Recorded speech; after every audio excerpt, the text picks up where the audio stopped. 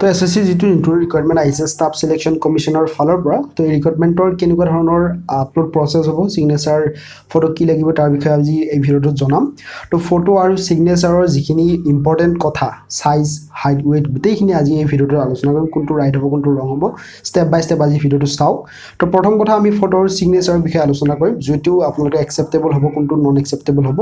তো ফটো আৰু সিগনেচাৰটো must B আপোনালোকে আপলোড কৰিব লাগিব এই দুটা হৈছে মোস্ট ইম্পৰ্টেন্ট যদি ফটোত কোনো ধৰণৰ ডেট প্ৰিন্টেড নাথাকে তেতিয়া ৰিজেক্ট হ'ব পাৰে এতিয়া সেকেন্ড নম্বৰ আমি কথা পাতিম কেনেদৰে আপোনালোকে সেই ফটোখনত এটা ডেট এড কৰিব বা প্ৰিন্টেড কেনেদৰে কৰিব ফটোখনৰ তলত যে এনেকুৱা ধৰণৰ এটা ডেট থাকে যোন তাৰিখে আপোনালোকে ফটোখন তুলিছে সেই ডেটটো যে প্ৰিন্টেড কৰিব দিছে কেনেদৰে কৰিব লাগিব তাৰ বিষয়ে আপোনালোকক দেখুৱাম দুটা একসেপ্টেবল হ'ব এটা মই ভিডিঅ'ত দেখুৱাৰ দৰে তো কেনেদৰে কৰিব তাৰ বিষয়ে আলোচনা কৰিম লগতে 3 নম্বৰ পইণ্টত য'ত ফটো আৰু সিগনেচাৰ কমপ্লিট ডিটেইলছ আলোচনা কৰিম ক'ত কিমান হাইট ওয়েট লাগিব লগতে কিমান ওয়েট লাগিব আৰু আপোনালোকৰ ফটোৰ সিগনেচাৰ সাইজ কিমান হ'ব কিমানৰ ভিতৰত কিমান থাকিব লাগিব এক নম্বৰ আমি ফটোৰ বিষয়ে আলোচনা কৰিম ফটোৰ যেটো হাইট আৰু ওয়েট থাকিব যেটো পাসপোৰ্ট সাইজ ফটো আছে তাৰে যেটো হাইট হ'ব সেই হাইটটো হ'ব আপোনালোকৰ 4.5 সেন্টিমিটাৰ লগতে যেটো ওয়েট তলৰ যেটো ডিসটেন্স হেতু হ'ব আপোনালোকৰ 3.5 সেন্টিমিটাৰ হ'ব তাৰ পাছত নেক্সট নম্বৰ বি নম্বৰ পইণ্টত আমি সিগনেচাৰৰ বিষয়ে আলোচনা কৰিম সিগনেচাৰৰ হাইট আৰু ওয়েটৰ বিষয়ে যেটো ডিজিটেল সিগনেচাৰ হ'ব তাৰে যেটো হাইট হ'ব সেই হাইটটো হৈছে আপোনালোকৰ 2 সেন্টিমিটাৰ 2 সেন্টিমিটাৰ হ'ব হাইটটো আৰু লগতে যেটো ওয়েট হ'ব দিছৰ দিগটমটো হেতু আপোনালোকৰ 4 সেন্টিমিটাৰ হ'ব অৰ্থাৎ 2/4 হ'ব এটা 3 নম্বৰ আমি আলোচনা কৰিম যেটো সাইজ ফটো আৰু সিগনেচাৰ সাইজ কিমান হ'ব প্ৰথমে আলোচনা কৰিম ফটোৰ বিষয়ে যেটো ফটো হ'ব তাৰে সাইজটো 20 KB পৰা 50 KB ভিতৰত থাকিব লাগিব লগতে সিগনেচাৰৰ সাইজটো আপোনালোকক দিয়া আছে অফিচিয়েল নোটিফিকেশনত 10 KB to 20 KB অৰ্থাৎ 10 KB পৰা 20 KB ভিতৰত হ'ব লাগিব লগতে ফৰমেটটো JPEG বা JPG ভিতৰত হ'ব লাগিব ফটো আৰু সিগনেচাৰ যেটো আজি ভিডিঅটো আপোনালোকে এটা ওয়েবসাইটৰ জৰিয়তে দেখুৱাম সেই ওয়েবসাইটটোৰ নাম হৈছে আপোনালোকৰ imresizer.com এই ওয়েবসাইটত আপোনালোকে হাইট ওয়েট লগতে আপোনালোকৰ সাইজ গোটেইখিনি মিলাব পাৰিব স্টেপ বাই স্টেপ ওয়েবসাইটটোৰ ডেসক্ৰিপচন বক্সত লিংক দিয়া আছে কোনো ধৰণৰ পেইড প্ৰমোচন নহয় আপোনালোকক সুবিধাভাৱে দেখুৱাইছো এই ওয়েবসাইটটোৰ নাম হৈছে imresizer.com যেটো অফিচিয়েল ওয়েবসাইট বা তাৰে সেপাৰেট লিংক আপোনালোকক ডেসক্ৰিপচন বক্সত দিয়া আছে মই দেখুৱাম আপোনালোকক এই ওয়েবসাইটত ভিজিট কৰাৰ লগে লগে এনেকুৱা ইন্টাৰফেস আহিব য'ত লিখা থাকিব imresizer.com ওপৰত আছে লিখাটো ওয়েবসাইটৰ এটা ওপৰত এটা ওপৰত তিনিটা বক্স আছে তিনিটা ডিফাৰেন্ট আপোনালোকৰ লিংক হয় ইয়াত এটা অপচন আছে ক্ৰিয়েট কাস্টম ৰিকুৱাৰমেন্ট এই বটনটোত ক্লিক কৰাৰ লগে লগে আমি এটা ৰিকুৱাৰমেন্ট বনাব পাৰিম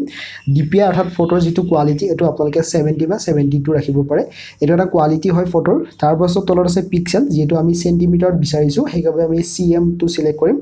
হাইট ওয়েট টো cm লাগে গতিকে ইয়াত প্ৰথমে আছে উইডথ টো যেটো ফটো আছে ফটোৰ উইডথ টো হল 3.5 সেন্টিমিটাৰ গতিকে 3.5 সেন্টিমিটাৰ লিখিম আমি তাৰ পাছত আছে হাইট ফটোৰ যেটো সাইজ হাইট টো আপোনালোকৰ 4.5 সেন্টিমিটাৰ হেবে 4.5 সেন্টিমিটাৰ লিখিম তাৰ পাছত ইয়াতে ফৰমেট টো চেঞ্জ কৰিব লাগিব যেটো JPEG বা JPG যিকোনো এটা ফৰমেট আপোনালোকে সিলেক্ট কৰিব লাগিব যেটো সুবিধা হয় হেতু সিলেক্ট কৰিব দুটা ফৰমেটে একসেপ্টেবল হয় আপলোড কৰাৰ বাবে তাৰ পাছত আছে ম্যাক্সিমাম ফাইল সাইজ তলত আছে যেটো সুবিধা অনুযায়ী আপোনালোকে ফাইল ফৰমেটটো আপোনালোকে সিলেক্ট কৰি ল'ব JPG সিলেক্ট কৰিলে হ'ব JPEG সিলেক্ট কৰিলে হ'ব তাৰ তলত আছে ম্যাক্সিমাম ফাইল সাইজ যেটো ফটোৰ ম্যাক্সিমাম সাইজ হৈছে 50 KB গতিকে ইয়াত আপোনালোকে 50 KB লিখি দিব অৰ্থাৎ ওপৰত আহি গল ৰিকুৱাৰমেন্টটো আমি এনেকুৱা ধৰণৰ ৰিকুৱাৰমেন্টটো বিচাৰো তাৰ তলত আহি গল ক্লিক হিয়াৰ টু আপলোড দা ফাইল যেটো আমি ইমেজ আমি আপলোড কৰিম হে আপলোড কৰিম প্ৰথমে আমি ইমেজটো আপলোড কৰিম তাৰ পাছতহে আমি তাতে তলত ডেট লিখিম এতিয়া ব্ৰাউজ ফাইলত গৈ আপোনালোকে য'ত আছে পাসপোৰ্ট সাইজৰ ফটোটো আপলোড কৰিব অলপ সময় লোডিং ল'ব এনেকুৱা ধৰণৰ আহিব ইয়াত আহি গল তিনিটা বটন ওপৰত আছে ডাউনলোড তলত আছে ৰোটেট আৰু ক্ৰপ যদি ক্ৰপ কৰিব লাগে ক্ৰপ কৰিব ৰোটেট কৰিব লাগিলে ৰোটেট কৰিব আৰু যদি ডাউনলোড কৰিব লাগে ডাইৰেক্টলি যদি ঠিক আছে তেতিয়া ডাইৰেক্টলি আপোনালোকে ডাউনলোড বটনত ক্লিক কৰিব অলপ সময় প্লিজ ওয়েট দেখুৱাব এইখিনি আপোনালোকে অপেক্ষা কৰিব লাগিব তেওঁলোকৰ ওয়েবসাইটৰ জৰিয়তে আপোনালোকৰ ফটোটো ডান ইয়াত আহি গল ডান তো এনেকুৱা ইন্টাৰফেস আহিব ইয়াত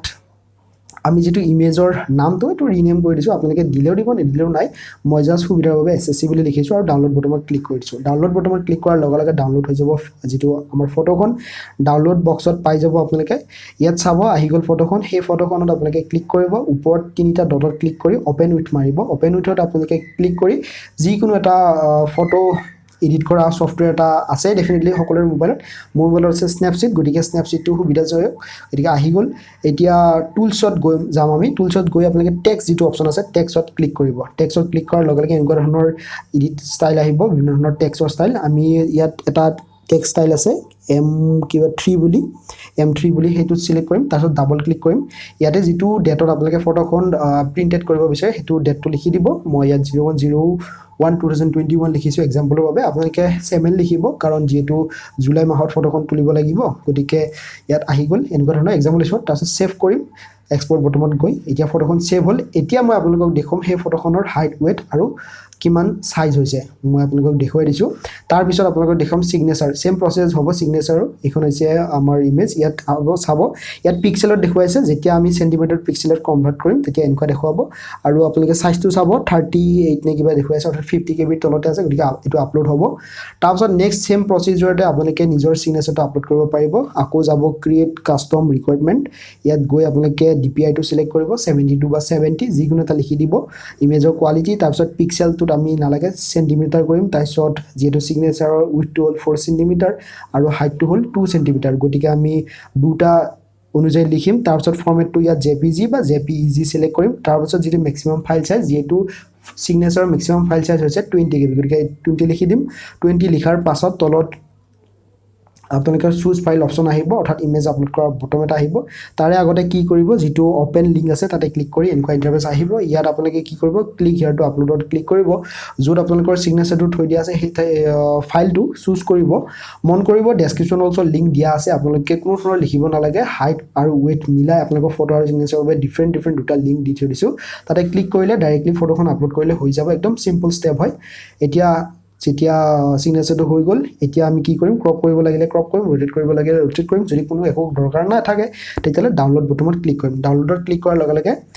ডাউনলোড হৈ যাব হলে এবাৰ ক্ৰপ কৰি লৈছো এতিয়া আমি কি কৰিম যেটো সব ঠিক হল এটা ডাউনলোড কৰিম ডাউনলোড কৰিবৰ বাবে অলপ সময় অপেক্ষা কৰিব লাগিব তাৰ পাছত ডান বুলি অপচন এটা আহিব ইয়াত ডান আহি গল তো এতিয়া ডাউনলোড কৰিম আমি সিগনেচাৰটো